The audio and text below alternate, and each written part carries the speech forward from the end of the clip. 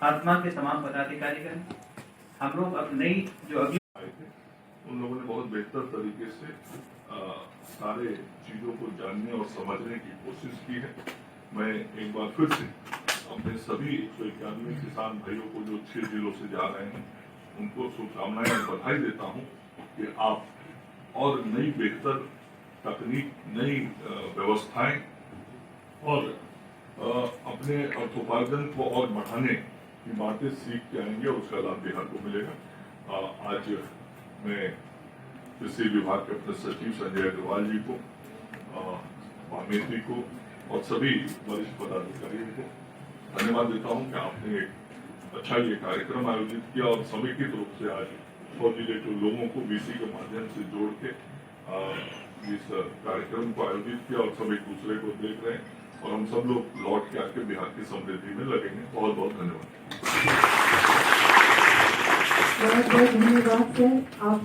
जो हमारे मिलेट्स हैं, जो मोटे खाद्य पदार्थ हैं, उनके उत्पादन के संदर्भ में उत्तराखंड अल्मोड़ा में भेजा जा रहा है। रांची में प्रशिक्षण के लिए लोगों को भेजा जा रहा है। जो हमारे औषधीय पौधे हैं उसके लिए लखनऊ में भेजा जा रहा है। तो ऐसे देश के अलग अलग केंद्रों पे किसानों को प्रशिक्षित करने के लिए और परिभ्रमण के लिए 191 किसानों को बिहार से आज भेजा जा रहा है। और ये सब जो नई तकनीक है, नई व्यवस्थाएं हैं और कम जमीन पे कैसे ज्यादा खेती कर सकते हैं और जो हमारे कृषक खेती के साथ साथ बकरी पालन और मत्स्य पालन करते हैं उनको भी जो लेटेस्ट टेक्नोलॉजी है उसके बारे में जानकारी मिल सकेगी। जो ई मार्केटिंग का सिस्टम है उसके बारे में भी बाहर जाके वो सीखेंगे और कुल मिला के विभिन्न प्रकार की नई तकनीकों को जो देख के, सीख के, समझ के आएंगे उसका इस्तेमाल अपनी धरती बिहार में करेंगे। देख कर सीखो और सीख कर अपनाओ, इस नीति के साथ वापस लौटेंगे और अंततः जो इस नई तकनीकों को वो बिहार की धरती पे इस्तेमाल करेंगे और बिहार की धरती पर उपयोग करेंगे। उसका लाभ किसानों के आर्थिक समृद्धि में होगा और हमारे किसानों का आर्थिक विकास होगा। आज बिहार के विकास दर में किसानों की बहुत बड़ी भागीदारी है। 14% के करीब किसान का बिहार के आर्थिक विकास में सहभागिता है। इसको और बढ़ाने के लिए ऐसे कार्यक्रमों से लाभ मिलता है।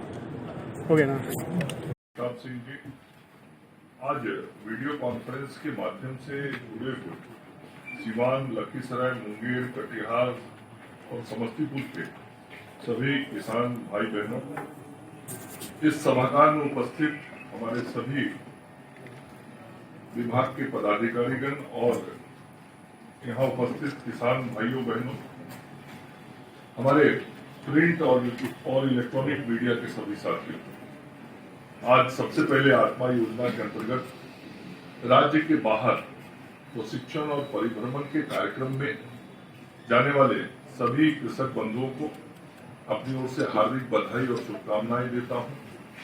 आप शिक्षण और परिभ्रमण के कार्यक्रम में जा रहे हैं। आप सब निश्चित रूप से और बेहतर होकर उधर से आएंगे, बेहतर जानकारियां लेकर उधर से आएंगे, बेहतर समझदारी लेके आएंगे और कुछ नई चीज सीख के आएंगे, देख के आएंगे, समझ के आएंगे और जो देख के, सीख के, समझ के आएंगे उसको फिर अपना बनाने की कोशिश करेंगे। देखना मतलब केवल परिभ्रमण में जाके कुछ चीजों को देख लिया ऐसा नहीं, उसमें से क्या चीजें ऐसी हैं जो हमारे जमीन पे लागू करने से हमको लाभ पहुंचाने वाली हैं, ये माइंडसेट भी रहना चाहिए। कुल मिला के इस कार्यक्रम का जो मकसद है, उद्देश्य है, वो बहुत साफ है कि हमारे बिहार के कृषक बंधुओं की आमदनी कैसे बढ़े, आपके पॉकेट में कैसे अधिक से अधिक पैसा आए, बिहार के जीडीपी में कृषि का योगदान कैसे ज्यादा से ज्यादा हो। आज हम 14% पे यदि अभी हैं तो हम इसको और आगे कैसे बढ़ाएं। अभी पिछले कुछ वर्षों में बिहार का प्रति व्यक्ति औसत आय बढ़ा है। हम लगभग 66,000 रुपए के करीब पहुंच गए हैं, जो पिछले 3 वर्षों में लगभग 16,000 रुपया प्रति व्यक्ति बढ़ा है। तो हमारी प्रति व्यक्ति औसत आय यदि राज्य की बढ़नी है तो कृषकों का आय बढ़ाना बहुत ही जरूरी है। और हमारे कृषकों का आय बढ़ेगा तभी बिहार का प्रति व्यक्ति औसत आय बढ़ेगा और तभी बिहार के आर्थिक विकास का रफ्तार भी बढ़ेगा। इसलिए कृषि विभाग केवल खेती का बीज, खाद, उपकरण उपलब्ध कराने वाला विभाग नहीं है। यह विभाग आपके हर कार्यों का नजदीक से अंकेक्षण करके आपके विकास की चिंता करने वाला विभाग है। आपकी आर्थिक समृद्धि आप तक कैसे आए उसके लिए काम करने वाला यह विभाग है और हम सब लोग इसी उद्देश्य से काम करते हैं। और आज जो आपको राज्य के बाहर भेजा जा रहा है, जो 6 जिलों से हमारे प्रतिनिधि जुड़े हुए हैं, मैं उन लोगों से भी कह रहा हूं कि आप जब बाहर जाएं तो देखकर सीखो और सीखकर अपनाओ। इस विचार के साथ काम करें तो उसका लाभ हमको मिलेगा। भारत की सरकार का भी धन्यवाद देना चाहता हूं और बिहार की सरकार से उसमें टॉप अप फंड डाल के अपने कृषि विभाग की तरफ से आपके परिभ्रमण में जो कुछ आर्थिक व्यय होता है उस में आपको कोई कठिनाई परेशानी नहीं हो, इसकी भी चिंता सचिव महोदय ने की है। और हम खेती का मतलब केवल फसल उत्पादन करना ही नहीं है, या कृषक का मतलब केवल फसल का उत्पादन या सब्जी फल का उत्पादन करना ही नहीं है। हमारे जो कृषक हैं वो फल, सब्जी और अन्य उत्पादन के साथ साथ पशुपालन भी करते हैं, मत्स्य पालन भी करते हैं और अन्य प्रकार की खेती भी करते हैं। तो सभी प्रकार की खेती करना हो या मत्स्य पालन, पशुपालन का काम करना हो, सभी चीजों में नवीनतम जानकारियों की बहुत आवश्यकता होती है। आज पूरे दुनिया में एग्रीकल्चर भी जो है उसमें भी रिसर्च वर्क लगातार होता है। हमारे यहाँ भी रिसर्च वर्क होता है। हमसे उन्नत रिसर्च के काम देश के दूसरे राज्यों में होते हैं। तो किसानों को नए होने वाले अनुसंधानों के साथ जोड़ना भी इस कार्यक्रम का उद्देश्य है। आपको यदि प्रशिक्षण दिया जाएगा तो उस प्रशिक्षण में वहां हुए अनुसंधान के बारे में भी आपको बताए जाएंगे जहां भेजे जा रहे हैं। मान लीजिए कि आपको उत्तराखंड भेजा जाना है तो वहां मिलेट्स के बारे में हम कैसे अपने उत्पादन को बढ़ा सकें, हम कैसे उत्पादन का मार्केटिंग कर सकें, कैसे उसका बेहतर पैकेजिंग कर सकें, इन सारे चीजों पे हमको ध्यान देना है। तो कुल मिला के नवीनतम जानकारी में टेक्नोलॉजी भी है, प्रोडक्शन भी है, पैकेजिंग भी है और अब तो मार्केटिंग भी टेक्नोलॉजी से होता है। अब तो ई मार्केटिंग होता है।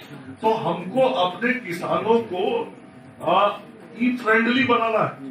तो इन सब जगहों पे जब आप जाते हैं तो इन चीजों को सीखते हैं और सीखने का फिर मैं कह रहा हूँ एक ही उद्देश्य है, आपकी आर्थिक समृद्धि। तो इस काम को हम सब लोग करेंगे।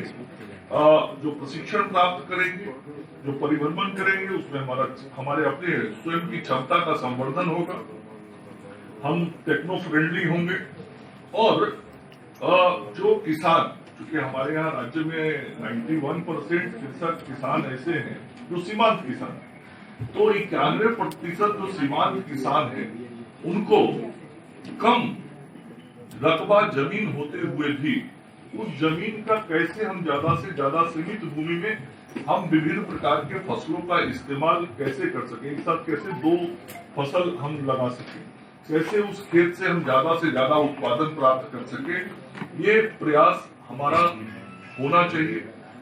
बिहार जो राज्य है अपना, वो फल और सब्जी के मामले में भी काफी अच्छा हमारे यहाँ काम होता है, उत्पादन होता है। तो फल सब्जी के रख रखाव की भी चिंता हमको करनी पड़ेगी। हम लोग लगातार प्रयास पे लगे। बाढ़ की शिकायत देखी जा रही है सर, आप लोगों की तरफ से क्या प्रयास है? देखिए, जो गंगा के किनारे के जिले हैं उसमें गंगा का जलस्तर बढ़ने से कुछ निचले इलाकों में पानी प्रवेश कर गया था। अभी पानी का क्रम थोड़ा घटने लगा है, लेकिन कई जगहों से फसल की क्षति होने की सूचना प्राप्त हो रही है। हम लोगों ने तमाम जिला कृषि पदाधिकारी, प्रखंड कृषि पदाधिकारी, किसान सलाहकारों से ये निर्देश दिया है और कल उनके साथ बैठक भी की गई है कि सभी लोग अपने अपने क्षेत्रों में जाएं और जहां भी फसल की क्षति हुई है या किसानों को किसी प्रकार की भी मदद की आवश्यकता है तो किसानों को हर संभव मदद उपलब्ध करवाएं। और जैसे ही पानी कम होता है तो किसानों की फसल क्षति का वास्तविक सर्वेक्षण कर लें और जिस सर्वेक्षण के आधार पर सभी किसानों को फसल क्षति के लिए मुआवजा दिया जाएगा और इसके लिए किसानों का सर्वेक्षण तुरंत प्रारंभ करने का निर्देश दिया गया। कुछ आंकड़ा में हो पाएगा सर कितना नुकसान है? देखिए, अभी लगभग 170 पंचायतों में आंशिक रूप से पानी घुसने की सूचना मिली है और फसल क्षति जब पानी निकल जाता है उसी के बाद पता चलता है कि कितनी क्षति हुई, क्योंकि 3-4 दिन पानी रहने में धान वगैरह में बहुत नुकसान तुरंत नहीं होता है, लेकिन कुछ फसलों में 3-4 दिन पानी रहने पर भी नुकसान हो जाता है। तो जैसे ही पानी निकलेगा और काफ़ी जगहों से कम होने की सूचना प्राप्त होने लगी है तो अगले 2-3 दिनों में हम लोग ये आंकड़ा जारी कर पाएंगे कि कितनी वास्तविक क्षति हुई है। और मैं सभी किसानों को ये यकीन दिलाना चाहूँगा कि सभी किसानों को इसकी फसल की जो भी अगर क्षति हुई है तो उसके लिए सरकार के द्वारा उनको क्षतिपूर्ति दी जाएगी और अगली फसल लगाने में भी मदद दी जाएगी, क्योंकि अगर कहीं फसल खराब हुई है तो अगली फसल लगाने में भी राज्य सरकार मदद करेगी। और इसके लिए सभी जिला पदाधिकारियों को भी निर्देश दिए गए हैं कि वो अपने स्तर से भी इसकी जांच करवा लें और जिला पदाधिकारी से रिपोर्ट प्राप्त होते ही हम लोग ये उनको मुआवजा देने की कार्रवाई प्रारंभ करेंगे। सर, एक छोटा सा सवाल था कि जो पिछला वीक में जो कैबिनेट में फैसला हुआ था बिहार उत्पादक मूल्य को लेकर बनाने के लिए, उस पर कुछ काम चल रहा है? देखिए, पिछले कैबिनेट में राज्य सरकार के द्वारा एक बहुत बड़ा निर्णय लिया गया है। उसमें निर्णय लिया गया कि किसानों को उनकी उपज का उचित मूल्य मिले। इसके लिए कृषि विभाग में एक मार्केटिंग डायरेक्टरेट बनाया जा रहा है, मतलब उसकी स्वीकृति मिल गई है।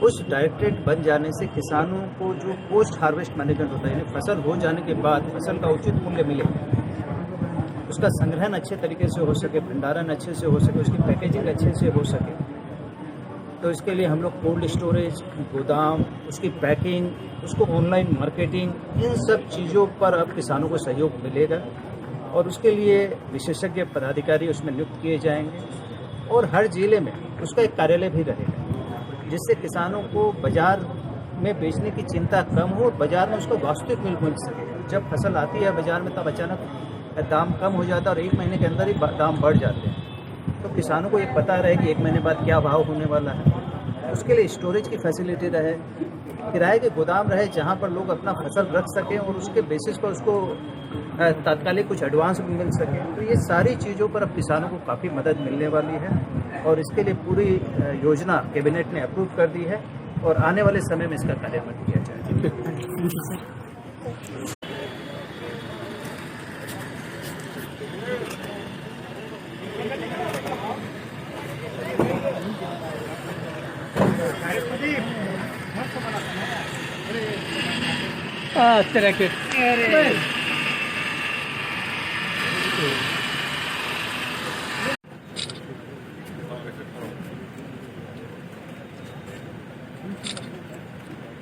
ठीक, तो शुभ यात्रा।